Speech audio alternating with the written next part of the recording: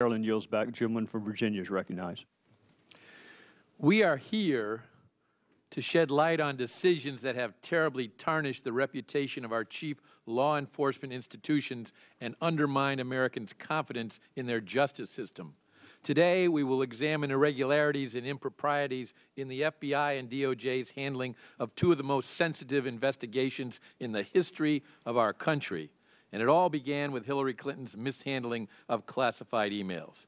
The IG's report has spawned more questions and more theories about the FBI and DOJ's handling of the Clinton investigation. It confirms that Mrs. Clinton did, in fact, receive special treatment from the Obama Justice Department and FBI during their investigation. The American people often get tired of political infighting in Washington, D.C.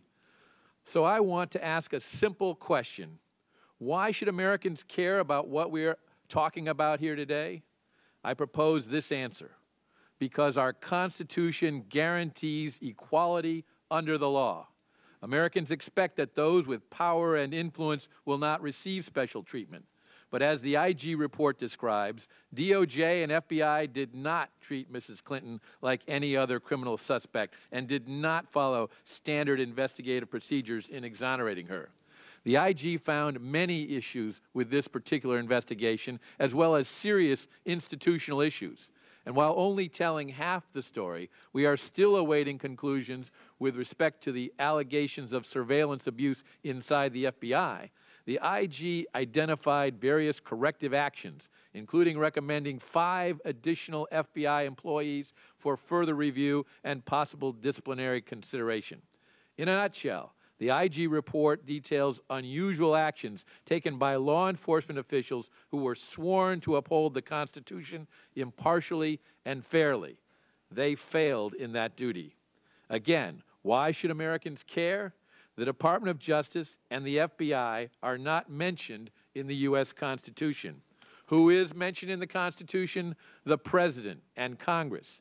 Yet a handful of individuals in these law enforcement institutions placed the constitutional institution of the presidency under attack during a heated election and mocked Congress's legitimate, constitutionally mandated oversight. Equality under the law is a core American value. Our laws are to be administered and enforced with impartiality. The IG report confirms that this was not the case in the Clinton investigation. To quote from the report concerning certain individuals assigned to the investigation, we found that the conduct of these 5 FBI employees brought discredit to themselves, sowed doubt about the FBI's handling of the mid-year investigation, and impacted the reputation of the FBI. Moreover, the damage caused by their actions extends far beyond the scope of the mid-year investigation and goes to the heart of the FBI's reputation for neutral fact-finding and political independence, end quote. I am only repeating what the IG found. Improprieties by the FBI and DOJ caused such far-reaching damage going to the heart of what is expected from agencies whose responsibility was to remain fair administrators of justice. This hearing and the IG's report underscores the importance of the ongoing joint investigation by the House Judiciary Committee and the House Oversight Committee into decisions made by the DOJ and FBI in 2016. To date, the committees have interviewed several key witnesses and reviewed tens of thousands of documents. While we appreciate the IG and his staff for a very detailed investigation, it is critical for the public to also hear what was not included in the report due to the IG's refusal to question, quote, whether a particular decision by the FBI and DOJ was the most effective choice, end quote. Here is what has been observed by these committees. Questionable interpretation by DOJ and FBI of the law surrounding mishandling of classified information. Foreign actors obtained access to some of Mrs. Clinton's emails, including at least one email classified secret. Director Comey appeared to have predetermined the exoneration of Mrs. Clinton at least 2 months before the investigation concluded. The Department of Justice determined any charge of gross negligence was off the table, reading an intent standard into the law that does not exist. Grotesque statements against then-candidate Donald Trump were made by top FBI officials, and they went so far as to say, "We'll stop Trump from becoming president."